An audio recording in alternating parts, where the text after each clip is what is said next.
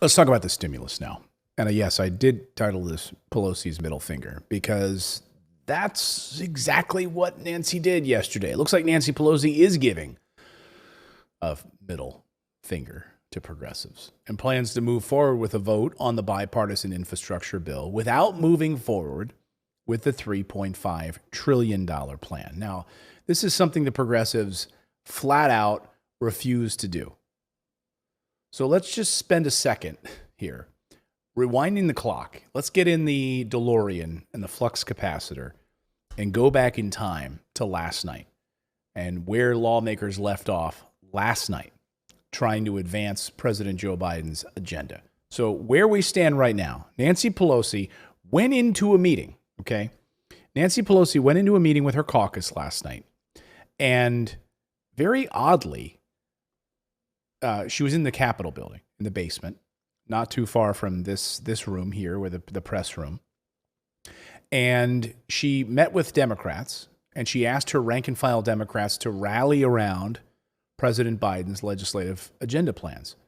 Then suddenly, there was this stunning reversal of her previous public comments. Pelosi said House Democrats can no longer wait until a reconciliation package is approved, or even the outlines of the mammoth $3.5 trillion package are settled, before we vote on the $1 trillion infrastructure bill. It's a huge shift for Pelosi. It's a total turnaround of her position that the two bills were directly linked together. That was her position. And now it presents her with a huge challenge from progressives. I mean, think about this. This was the calling card, right? This was the plan, that these two bills will be linked together. The only way progressives, I'm talking AOC and Pramila Jayapal and Cori Bush and others, said the only way we're going to vote for this bipartisan roads and bridges, big wet kiss to big businesses bill is if this one over here that takes care of families, elder care, child care, climate, all of those things is also tied together so that they're being voted on simultaneously. Now she changes course. What happened? What in the world happened? So now instead we get this, the infrastructure piece. So the roads and bridges piece. And we absolutely now know, this is a huge wet kiss to fossil fuel industries and others. Because the reason that Democrats and Republicans were so buddy-buddy about this whole thing is because, and we called it right here on the show, right? We predicted it. Anybody, show of hands, how many people here in the chat have been watching this show for 5 months or longer? Let me know in the chat. Just say, yes, I've been here 5 months or longer. I've said it right here on the show. The only reason that this was a bipartisan move and they were all on board together and they were all happy is because there were so many wet kisses in this thing for lobbyists. And it was filled with pork for big businesses. Look at all these people. Longer than 5 months. Yeah. Jackie. Look, I love that. Gene, Todd. That's awesome. I missed the string to put it up there, but there was about just a rapid fire 50 people saying, yep, yes. But I mean, I said that right here on the show, which is that the only reason they were all buddy, and all of these people were out there bipartisan, shaking hands, glad handing each other, is because all of it was just it was money to all of these big businesses that have been making money from Washington for years. And yes, maybe some bridges will be fixed in the process, but it was not going to help climate. It was not going to reduce carbon emissions. It was going to be it was a big wet kiss to the fossil fuel industry, et cetera. And don't take my word for it. Just look at Representative Peter DeFazio on the Senate infrastructure bill. He's the House Transportation Chair. He had some fighting words yesterday. He said the crap written by those 12 rump senators, meaning the bipartisan senators, who are all pro-fossil fuel, actually, he says, does virtually nothing to reduce fossil fuel pollution from transportation. So I'm trying to fix that in the reconciliation package. Okay, but the problem is now, Mr. DeFazio, like if this thing gets decoupled, then who wins in this, right? It's the fossil fuel senators. It's the Joe Manchins who are making money off of fossil fuels, who continue to have their pockets lined by all of these billionaire corporations. Make no mistake about it. This bipartisan $1 trillion roads and bridges bill is full of giveaways to big businesses and the fossil fuel industry. Huge. And if you look at when DeFazio then follows up with this, he says, he's specifically talking about the BIF, which is the bipartisan infrastructure bill. He says they basically took out all of our climate provisions. They took my electric bus program and they cut it. And then they said, and a third of the money has to be spent on fossil fuel buses. I mean, they're such jerks. The industry could have written their bill. Just think about that. So his climate provision was an electric bus program for inner cities, right? This, those gas guzzling. Have you ever been stuck behind a bus where it just coughs like a huge black cloud out in your face? We've all been there, right? So imagine having more clean energy buses that are just electric. They don't do any of that, and they're quieter. And he says, and they cut that program, these fossil fuel senators. And a third of the money now has to be spent on fossil fuel buses. Like, that's the kind of crap that Joe Manchin sticks into these bills. Several dozen progressives have declared that they won't vote for the infrastructure bill until the $3.5 trillion reconciliation is passed by the Senate or some ironclad deal is hashed out by party leaders. But Pelosi is now saying, you got to change your view on this. Sorry, you got to support the infrastructure bill anyway, the roads and bridges bill. Saying that the events of the last few weeks have made clear that the House, the Senate, the White House negotiations on the reconciliation package aren't far enough along yet to justify us not getting this thing done. So basically, she's blaming it on many ways on herself, right?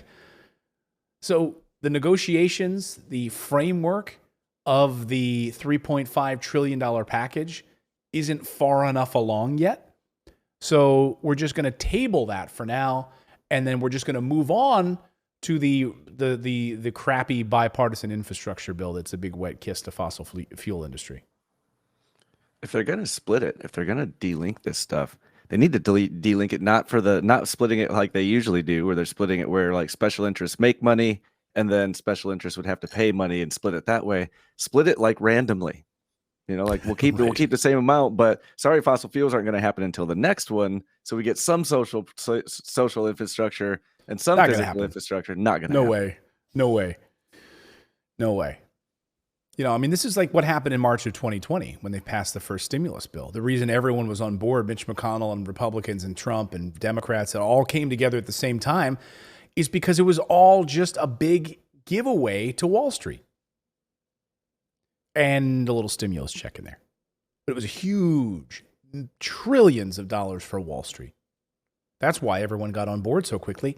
And then when they were going to advance some things on the Medicaid side and helping people on the healthcare side, that got totally tabled and sidelined.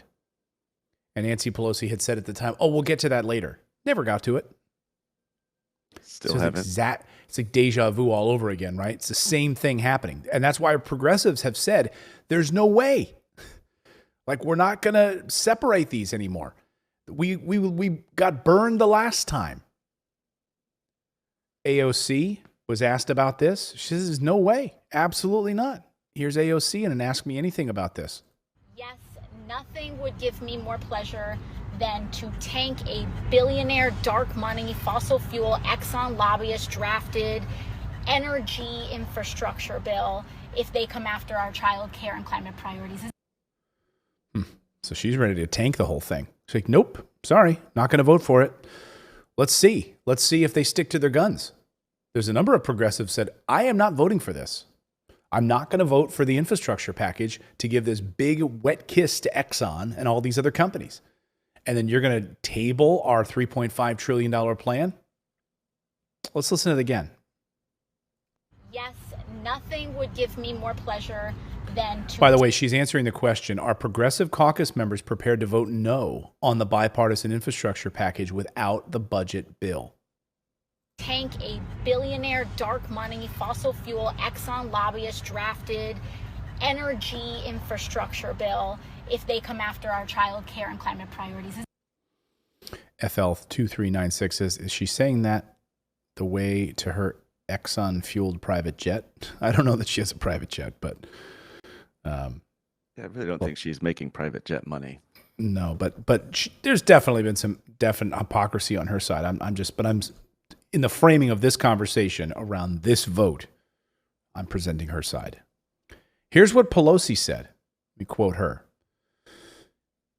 Pelosi says, quote, but here's the thing.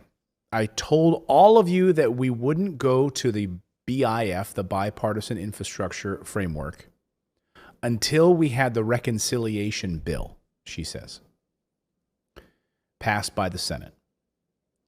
We were right on schedule to do all of that until 10 days ago, a week ago, when I heard the news that the number had come down, Pelosi told Democrats, end quote.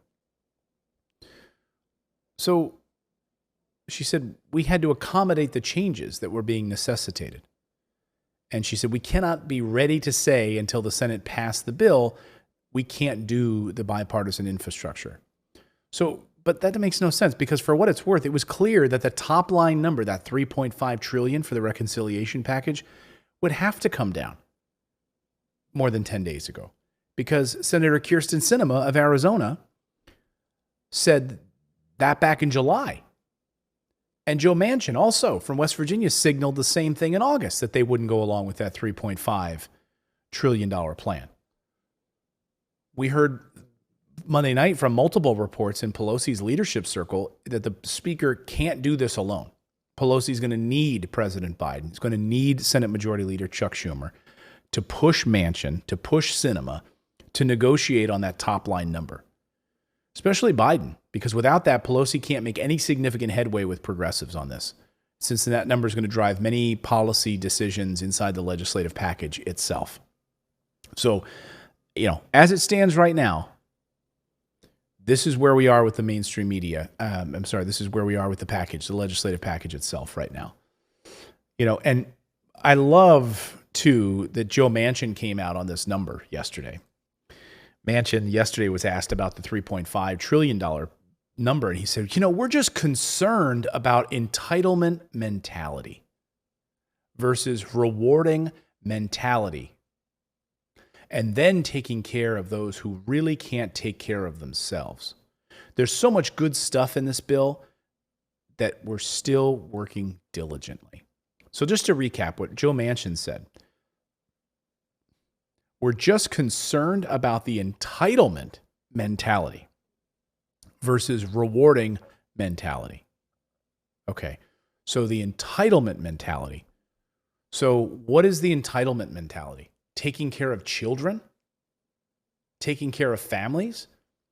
Lowering prescription drug costs? What is the entitlement mentality?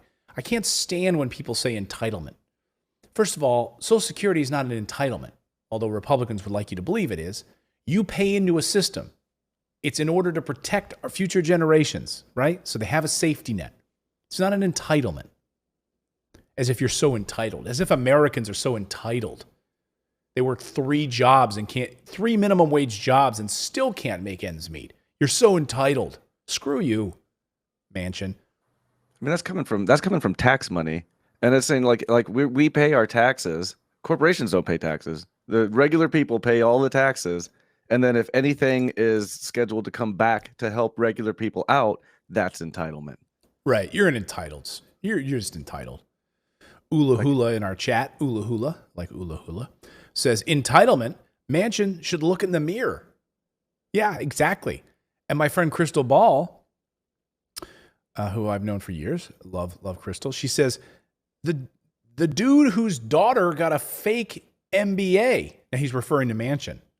The dude whose daughter got a fake MBA and millions and a golden parachute from the gig that daddy got her wants to tell us about an entitlement mentality.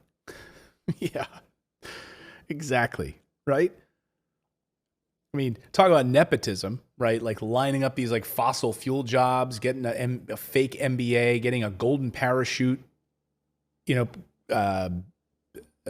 retirement package. How many other people have access to that kind of stuff?